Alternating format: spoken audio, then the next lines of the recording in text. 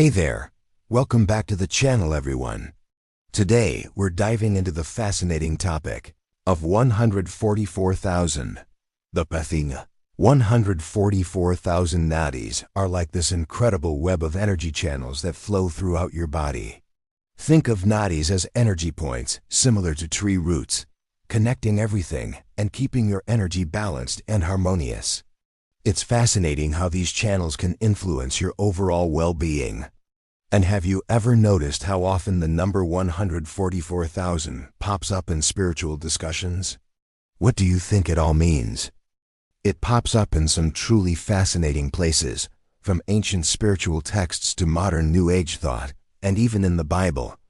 What if I told you this number, 144,000, might hold a key to understanding human consciousness and our collective spiritual journey? Some say it represents a group of enlightened souls, while others see it as a symbol of unity among humanity. Let's dive deep into the mystery of the 144,000 and explore what it really means together.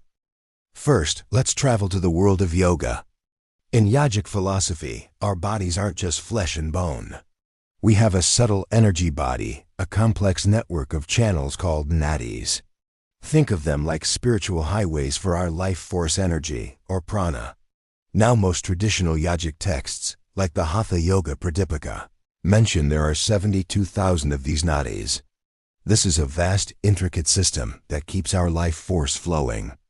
But here's where it gets interesting. Some advanced yogic and esoteric traditions take that number and double it, arriving at 144,000. Why? One common explanation is that each of the 72,000 nadis has two sides, a positive and a negative pole, much like the afferent and efferent nerves in our physical nervous system. One brings energy in, the other sends it out. When you account for both aspects of every single channel, you get 144,000. So this number isn't just arbitrary.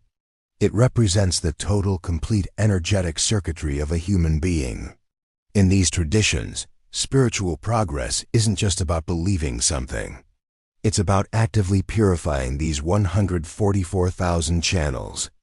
Through practices like yoga, pranayama, or breathwork and meditation, we clear the blockages in our energetic system to allow prana to flow freely, leading to the full activation of our potential, sometimes called awakening our light body or achieving a higher state of consciousness. Imagine your entire being, every single energy pathway, illuminated and functioning at its absolute peak. That's the state symbolized by the 144,000 nadis. Now let's switch gears and look at a completely different, yet strangely parallel context, the Bible. In the book of Revelation, the last book of the New Testament, we see the number 144,000 pop up in a pretty dramatic way. It talks about a special group, 144,000 folks from the 12 tribes of Israel, who are sealed by God. Isn't that fascinating? They are described as standing with the Lamb on Mount Zion, protected from the calamities of the end times. For centuries, the literal interpretation of this passage has been a cornerstone for some religious groups who believe it refers to a specific, limited number of faithful followers who will be saved. But many theologians and scholars see it differently. So we have two powerful traditions, yoga and Christianity, using the same number to represent a state of completeness and spiritual perfection. Is this just a coincidence? This is where modern spiritual thought and esotericism build a fascinating bridge. Many New Age and Lightworker communities have merged these two concepts.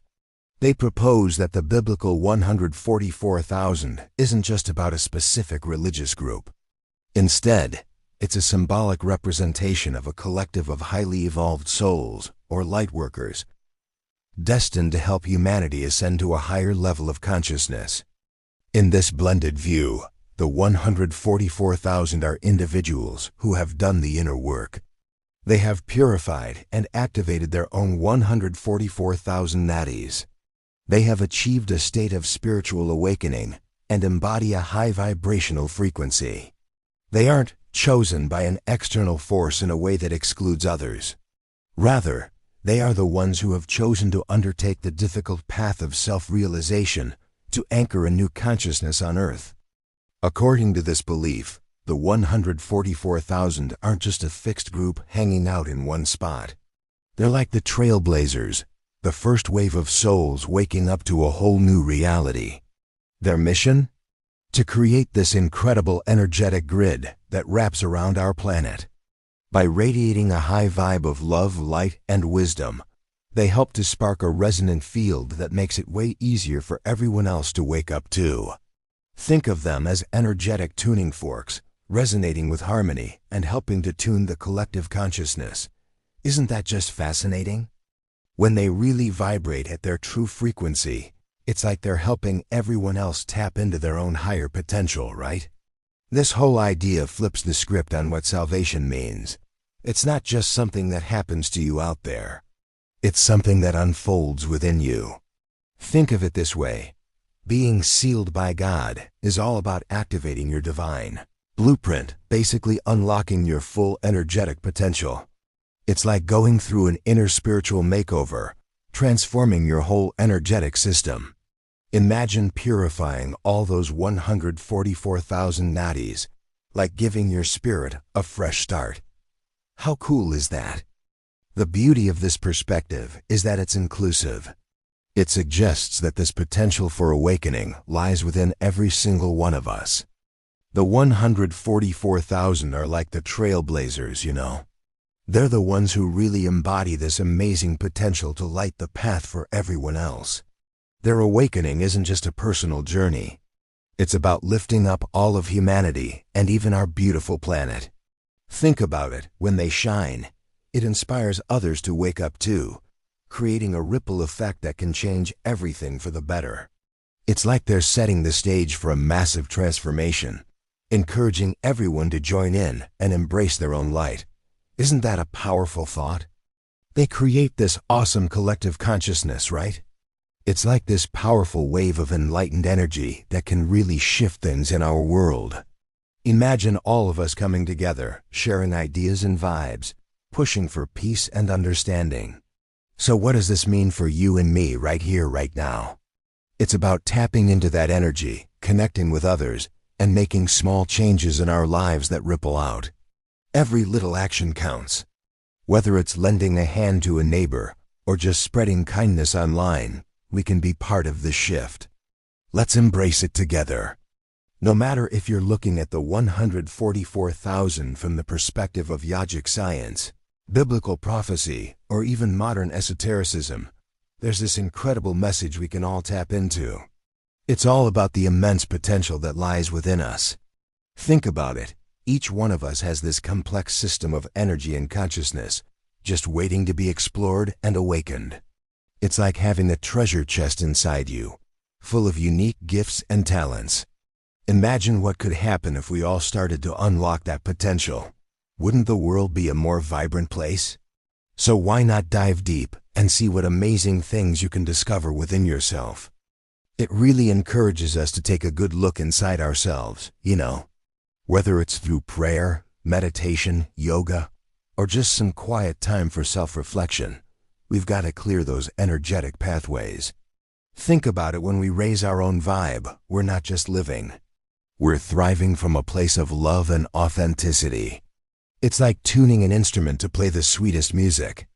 When we embrace this journey, we not only uplift ourselves, but also inspire those around us to do the same. How amazing is that? Because in doing so, we don't just transform ourselves. We contribute to the transformation of the entire world. The Bodhi tree where the Buddha sat is pretty amazing. He reached enlightenment, or Bodhi, while sitting under this sacred fig tree, often called the Bodhi tree, in Bodh Gaya, India. He made a vow to stay put until he achieved full awakening. During this time, he faced temptations from Mara and gained deep insights about existence. After about 7 days of intense meditation, he became the awakened one, marking a key moment in Buddhist history. And just a side note, the 144,000 nadis isn't a typical Buddhist term. It probably refers to spiritual energy channels in yogic traditions. After 7 days of sitting and facing all sorts of challenges, Siddhartha finally woke up, and the tree he sat under became known as the Bodhi tree, which means awake. This tree became a symbol of the Buddha's presence, especially since, in the early centuries, he wasn't shown in human form in art. It's wild how much of our tradition is kind of a mystery, right? The Bodhi tree, for instance, has ties to Vishnu, the Vedic god whose meditation keeps the universe in check. So even before Buddha, this tree had a spiritual vibe in India. Over time, stories have been tweaked to make Buddhism look really impressive, and the whole awakening tale under the Bodhi tree might have been shaped to highlight its link to powerful meditation. And get this, the connection goes both ways. In Vedic tradition, Buddha is actually considered one of Vishnu's 10 avatars. The vow, after years of tough asceticism, Siddhartha Gautama, who would become the Buddha, realized it wasn't the way to true awakening, so he ate and then sat under a big fig tree. The resolve, he promised to stay seated until he reached enlightenment, even if it meant his body would give out. Mara's temptations, the demon Mara, symbolizing temptation and delusion, tried to distract him with fears, desires, and illusions. The awakening. So picture this Buddha was super focused and totally mindful during his journey. He dug deep into his past lives and uncovered this wild cycle of rebirth called samsara. And it all went down under the Bodhi tree, where he hit that ultimate moment of enlightenment. That's when he became the Buddha, or the awakened one, and guess what? That tree earned its legendary name from this incredible experience. It's like a symbol of transformation and spiritual growth, right? How cool is it that such a simple tree became a beacon of hope and wisdom for so many people around the world? About the tree, it's a sacred fig tree at Bodh Gaya, India, where the Mahabodhi temple stands. The original tree was destroyed and replanted several times, with the current one thought to be a descendant planted in 1881. Nadis, or energy channels in yogic and tantric traditions, are often said to be in the thousands.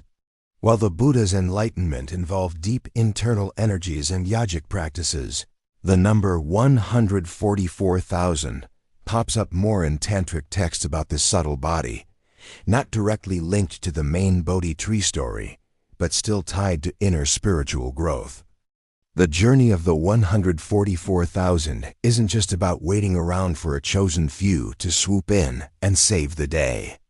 It's really about realizing that each one of us has the potential to be part of that number.